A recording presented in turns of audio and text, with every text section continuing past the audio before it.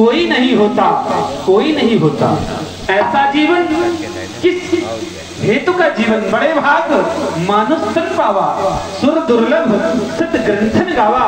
समस्त ग्रंथों ने यही तो गाया है, 4 वेद 4 शास्त्र 18 पुराणों की केवल यही अमृतवाणी रही है पुंजवर कि यह मानव योनि बड़े ही भाग्य से प्राप्त होती है। 84 लाख योनियों में भ्रमण करने के उपरांत 84 लाख से पूर्व गाय योनि में आने के तदोपरांत और गाय योनि से मुक्त होते ही मानव योनि की प्राप्त होती है।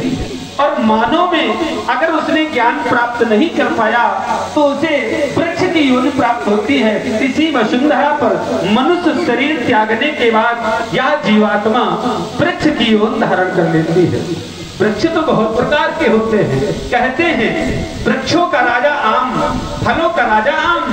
तो फिर आम का वृक्ष कौन सी आत्मा बनती है, कौन सा शरीर मानव शरीर को छोड़कर वृक्षों में आम का वृक्ष बनता है? हे गुरुदेव, जिसने जीवन में विद्या तो बहुत प्राप्त की है लेकिन बिना पारिश्रमिक लिए, बिना शुल्क लिए अर्थात मुफ्त में जिसने अपनी विद्या का प्रवाह नहीं किया है, जिसने विद्या को व्यापार की वस्तु बना दी है, मनुष्य की देह छोड़ने के बाद यह जीवात्मा अज्ञानता के वश में आम का वृक्ष बन जाती है। फल तो सुंदर सुंदर होते हैं और फलों का मूल्य इस पृथ्वी पर उत्पन्न होने वाले प्राणी अर्थात मनुष्य बहुत ही अच्छा प्राप्त करते हैं, लेकिन उसका क्या मूल्य, वो तो मात्र जड़ कहलाता है।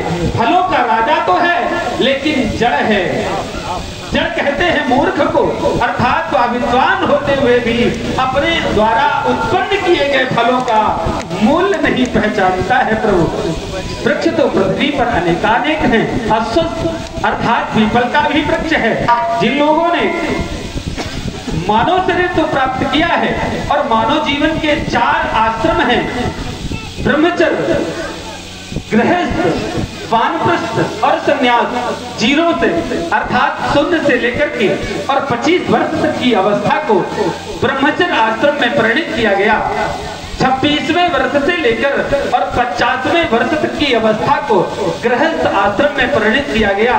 51वें वर्ष से लेकर के अर्थात 50 और 1 51वां जो वर्ष आता है वहां से लेकर के और 75वें वर्ष तक यह वानप्रस्थी हो जाता है और 76वें वर्ष से लेकर के और परमात्मा के द्वारा 100 वर्ष की सतायु प्राप्त होती है इस देह को। लेकिन क्या कोई जी पाता है? लोग 100 वर्ष पूर्ण नहीं कर पाते हैं, इसके पहले ही यह जीवात्मा इस शरीर को छोड़कर चली जाती है। वासांत जीर्णानि यथा विहाय नवानि संयाति नरो प्राणी। जिस प्रकार से मनुष्य स्वार्थी भाव को लेकर के वस्त्र तो नहीं ले लेता है, लेकिन उन्हीं वस्त्रों को एक दिन जितने आदर से वस्त्र धारण करता है पूज्य, उतने ही निरादर से उन्हीं पुराने हुए वस्त्रों को, फट गए हुए वस्त्रों को फेंक देता है। क्या इन वस्त्रों का कोई अपराध है? नहीं। अरे मनुष्य, जिन वस्त्रों को तुमने मूल्य चुका करके और बहुत ही श्रद्धा विश्वास से धारण किया था, अगर यह वस्त्र फट गए हैं, इनका भी मूल्य है, इनका भी सम्मान करना, इनकी भी सुरक्षा करना हमारा धर्म है, क्योंकि आप बोल नहीं सकते हैं ये फटे हुए वस्त्र भी 84 लाख योनियों में से ही है, क्योंकि इनको अपने कर्मानुसार वस्त्र बनना पड़ा है और हमारे तन को ढकना पड़ा है। जब तक प्राणी अपने इन 4 पड़ावों को पार नहीं करता है, अधोगति को प्राप्त हो जाता है। गुरुदेव, अगर उसने ब्रह्मचर्य की अवस्था में विद्या काल स्वर्ण काल होता है, विद्या अध्ययन नहीं किया है, अगर विद्या अध्ययन किया भी है तो विद्या विवादाय धनम मलाए शक्ति परे शाम चपर पीड़नाए, वो विद्या किस कार्य की जो विवाद का कारण बन जाए। लोग विद्यावान तो बन जाते हैं लेकिन विद्या का प्रयोग नहीं जानते। विद्या तो संग्रहित कर लेते हैं, परंतु पुंजवर वह उस विद्या को विवाद का विषय बना देते हैं। विद्या विवाद करने लगे तो फिर विद्या राष्ट्र का, समाज का, जीवन का कल्याण नहीं कर सकती। धनम मलाए, धन प्राप्त करना हमारे दूसरे आश्रम का परम धर्म है।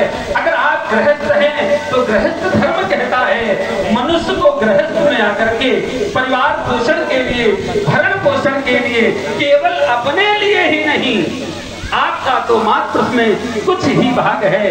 इस पृथ्वी पर जितने भी जीव रहते हैं, आपके द्वारा कमाए गए, अर्जित किए गए धन में, अन्न में, उन सभी का भाग है, जाने और अनजाने में। अगर आपने कुछ धन प्राप्त कर लिया है तो ये मत सोचिए कि आपका ही इस पर पूर्ण अधिकार है। अरे जिस पृथ्वी पर आप खड़े हैं और जिस पृथ्वी पर आपने खड़े होकर के धन को इकट्ठा किया है, पृथ्वी पर रहने वाले एक एक जीव का आपके धन पर अधिकार है।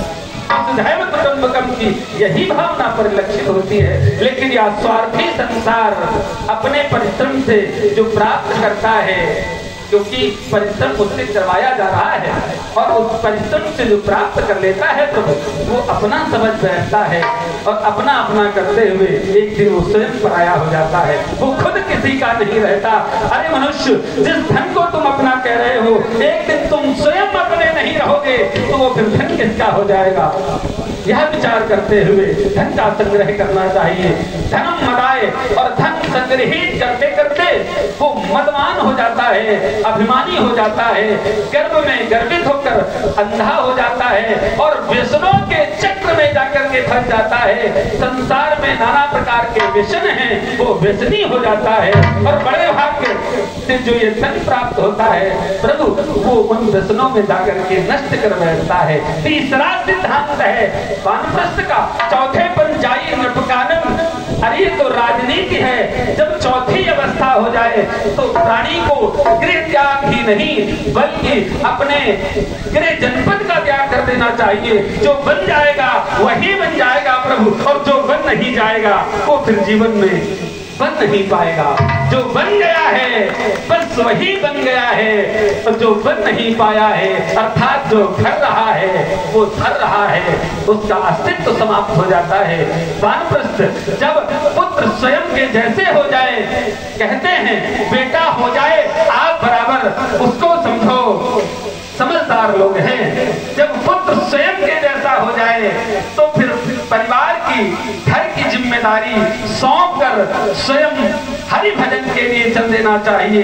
केवल आपका निर्देश मात्र रह जाए, आपके पास कुंजी लगाम न रह जाए, यह वानप्रस्थ है। लेकिन कुछ सांसारिक मनुष्य क्या करते हैं प्रभु, वो वस्त्रों को रंग करके अर्थात रंगीन चोला धारण कर लेते हैं, और फिर भी माया मोह में फंसे रहते हैं। ऐसे मनुष्यों की जब आत्मा इस देह को छोड़कर जाती है तो प्रभु यही तो पीपल और बरगद बन जाते हैं। ऐसा ज्ञान प्राप्त हुआ। ये पूजनी तो है लेकिन जड़ है, अर्थात वृक्षों में इनका श्रेष्ठ स्थान तो है, लेकिन फिर भी संज्ञा जड़ है, अर्थात इनको ज्ञान नहीं है। अगर इनको ज्ञान हो जाता कि मैं वृक्षों में सर्वश्रेष्ठ हूँ तो प्रभु पृथ्वी से पर्यावरण समाप्त न होता, और पर्यावरण अगर संरक्षित होता तो फिर महा